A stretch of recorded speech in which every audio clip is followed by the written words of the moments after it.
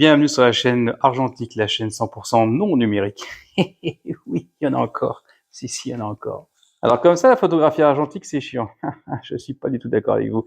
Restez bien ici, abonnez-vous, cliquez dans tous les sens et parlez-en tout autour de vous. Nous allons aborder la thématique du révélateur photo. Je vais absolument tout vous dire. Version complète, longue. Restez bien assis, ça va durer quelques heures. Non, je plaisante. Alors, à quoi ça sert? Le révélateur universel n'existe pas.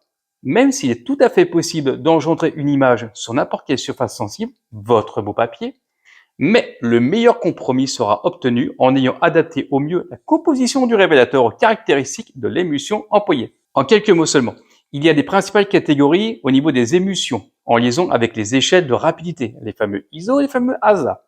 On va parler un petit peu américain. ASA, American Standard Association, et le prochain, ISO, International Organization for Standardization. Vous avez compris? J'espère. En clair, vos petites pellicules adorées ont bien sûr des valeurs nominales et on peut les classer en plusieurs catégories. Il y a l'émulsion lente, qui va de 3 à 12 ASA, la rapide moyenne de 20 à 80, la grande rapidité de 100 à 320 et les autres de 320 à beaucoup plus. En moyenne, c'est 1250 ISO. Nous n'avons pas abordé les émulsions spéciales comme les radiographies ou les infrarouges.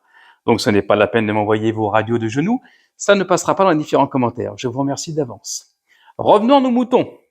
Mais donc, et surtout, l'émulsion, votre négatif, est constituée de cristaux d'halogène d'argent, plus spécialement de bromure d'argent, AgBr pour les plus spécialistes, qui possède la plus grande sensibilité à la lumière. Cette énergie chimique qui est produite par l'action de la lumière, tout autour de nous, agit sur le bromure d'argent et modifie sa structure en divers points de l'émulsion et va donc transformer une image invisible ou latente. Je répète, halogène d'argent, bromure d'argent. Voilà, on a commencé un petit peu à rentrer dans le vif du sujet et à parler chinois pour certains. Il faut surtout comprendre que tout révélateur est principalement un corps réducteur qui va réduire et transformer les halogènes d'argent en argent métallique. Pas celui-là. C'est cet argent métallique qui assombrit les négatifs aux endroits où il est exposé à la lumière. Un révélateur, c'est quoi? Bon, je vais vous expliquer, petits curieux, curieuses. Un révélateur est composé de plusieurs types de composants. 1. Le développateur. Celui-ci est un agent le plus souvent en combinaison avec d'autres agents chimiques qui va réduire les halogénures d'argent en argent métallique. Les agents les plus utilisés sont 1. Le génol. Il possède la plus grande énergie réductrice, mais il ne fournit pas une densité suffisante aux parties du négatif insolé, d'où des images complètes mais grises. Après, il y a l'hydroquinone. Celui-ci fournit du contraste aux images, qui est un bon compromis associé au génol. Après, le phénidol, elle augmente l'énergie de plusieurs autres développateurs qui lui sont associés. Le pyrocatechnique, restez assis. Elle donne des images complètes et harmonieuses en renforçant les ombres. Attention celui-ci, le paraphényliadémine. Ce dernier dissout une partie des halogènes d'argent qui ont été insolés et réduit le reste en grains d'argent. Le glycin, sa particularité est de garder une bonne énergie réductrice. Le dianoméphénol fait apparaître rapidement l'image et convient au traitement des films, donnant facilement du contraste. La plupart des révélateurs utilisent une combinaison de ces produits afin de tirer parti de chacun des éléments suivants. Mais je n'ai pas fini, accrochez-vous, restez bien dans votre siège et vive le diamiphéminol. Donc pourquoi notre chemin de la sainte révélation continue? Puis après le développateur, l'accélérateur, l'alcali. Pour fonctionner correctement, le développateur doit être en milieu basique. Malheureusement, la réaction de réduction augmente l'acidité. L'accélérant est donc simplement un agent qui maintient le pH du révélateur à un niveau constant par neutralisation de l'acide bromohydrique, libéré au cours du développement. Quelques accélérants sont donc utilisés.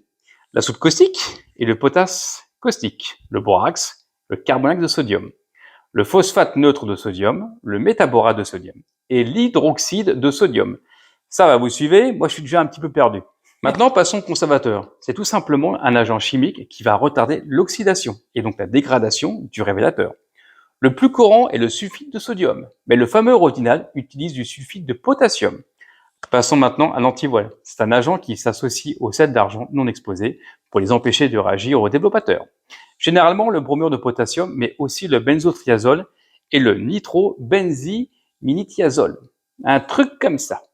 Il est surtout présent dans les révélateurs pour papier, mais certains révélateurs pour film en ont. À partir des éléments de liste, Il est donc possible d'établir des formules combinant des actions du dilopateur, de l'accélérateur et du conservateur comme les formules de Kodak, les D11 et D76. Cela agit directement sur le contraste et la granulation. À ce stade, je crains vous avoir tous perdus ou pas. Restez un petit peu. Abordons maintenant le problème assez complexe, non je plaisante, d'employer telle ou telle formule de révélateur correspondant au mieux au type de développement et au type d'émulsion à traiter. On va les classifier en plusieurs groupes. Le premier, on va compter sur ces petits doigts magiques. Ils comprennent les formules universelles répondant au plus grand nombre des surfaces sensibles. Le groupe numéro 2, les actions compensatrices et pour développement industriel, ça c'est pour les grosses structures. Ils procurent donc des clichés, des granulations fines et un bon modelé, mais spécialement dédiés aux cuves industrielles. Groupe numéro 3, des grains fins pour les films moyens et petits formats, ce que vous utilisez, ce que moi j'utilise, permettant d'obtenir une très fine granulation des images négatives destinées à être agrandies. Le groupe 4, le grand contraste pour les travaux de reproduction et les travaux photomécaniques, ainsi qu'aux films radiographiques. C'est pas trop pour nous ça à mon avis, quoique. Le groupe 5, des types spéciaux pour traitement type tropical, ultra rapide, basse température.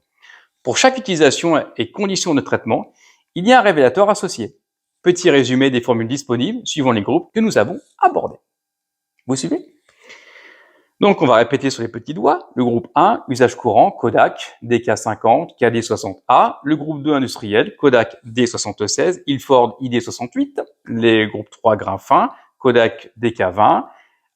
Alpha Gevert 206, merci beaucoup. Le groupe 4, grand contraste, Kodak D11, Ilford D55. Et le groupe 5, les Kodak 82 et D72.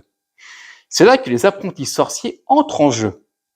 Ou alors à les employer directement en formule toute prête, liquide ou poudre, comme le Rodinal, le Microdol, ID11, le Néotétal, Ultrafin, D76, Ulticrate. Soyez curieux, regardez vos notices techniques de vos révélateurs. Vous y apprendrez beaucoup de choses, tout comme d'ailleurs le gamma de développement que l'on peut obtenir. Allez, dernier conseil. Il est fortement conseillé aussi d'avoir un révélateur papier et un révélateur film séparés. Cela évitant de développer ces négatifs avec un révélateur épuisé par l'emploi d'importants de papier photographique avec les bromures d'argent. N'achetez pas de grandes quantités, pas la peine de faire venir un semi-remorque chez vous. Une fois ouvert, transférez les produits utilisés dans un bidon accordéon opaque afin de protéger de l'air et de la lumière. Numéro 3, petit conseil, lors de la préparation du bain de développement, agitez le mélange révélateur et eau modérément. C'est pas la peine de tout secouer dans tous les sens. Il ne faut pas aussi négliger l'aspect toxique des produits chimiques. Bien ventiler l'eau locale, ouvrez votre fenêtre de temps à autre, évitez les projections sur la peau et stockez vos produits usagés dans un récipient. Ça paraît naturel, mais c'est important. Et surtout, stockez hors de portée des enfants. Ce n'est pas à boire. À mon sens, ces produits peuvent être aussi stockés directement dans les différentes déchetteries qui sont autour de vous. Abordons maintenant les temps de développement dans le révélateur. En moyenne, on calcule le temps d'apparition de votre image en la multipliant par 4. Je m'explique, avec un papier RC, le temps moyen est d'environ 8 secondes. Avec un papier fibre, il faut compter une quarantaine de secondes. Mais pourquoi l'image n'apparaît-elle pas tout de suite? Ça, c'est la question qui tue. C'est tout simple. Cela est dû en grande partie au type d'émulsion et en partie de la finesse du grain de bromure d'argent. Et oui, quel suspense! Et donc, plus clair, une partie au durcissement plus ou moins prononcé de la gélatine, votre papier, qui augmente avec l'âge de l'émulsion. Plus ça boit, merci. En clair, si l'émulsion, votre péloche, a un gros grain et la pellicule, votre beau papier, très durci, il est donc moins perméable. Référez-vous à ma vidéo entre la différence entre un papier ERC et un papier FB, fibre plastique. Alors, juste entre nous, utilisez aussi un révélateur au diamiphénol, l'amidol, a un principal défaut, c'est qu'on ne peut pas le conserver. Un dernier conseil, non, même deux. La stabilisation du révélateur. Celui au génol hydroquinone se conserve 3 mois en flacon plein et bouché, 1 mois lorsque le flacon est entamé et pour finir 15 jours en cuve protégée et 24 heures en cuvette libre. Il faut surtout éviter l'oxydation par l'oxygène par l'air. L'épuisement du révélateur, combien de temps ça dure? La question qui tue. Il faut savoir que 1 litre de bain est susceptible de développer environ 1,5 m² de papier, soit 65 tirages format 13-18. Il est tout à fait possible de rajouter après donc du révélateur neuf, donc du révélateur usé. La diminution du produit est due surtout à l'absorption par le papier. Je vous conseille après de regarder ma vidéo destinée au gamma, cette notion capitale pour le développement. Voilà, une belle vidéo qui va sans doute vous aider à mieux dormir ou surtout à mieux progresser, je le souhaite, et à mieux comprendre ce qu'est l'action du révélateur. Laissez-moi vos commentaires et je vous attends dans la prochaine vidéo sur le bain d'arrêt. Ah oui, parce que quand on aime, on ne compte pas.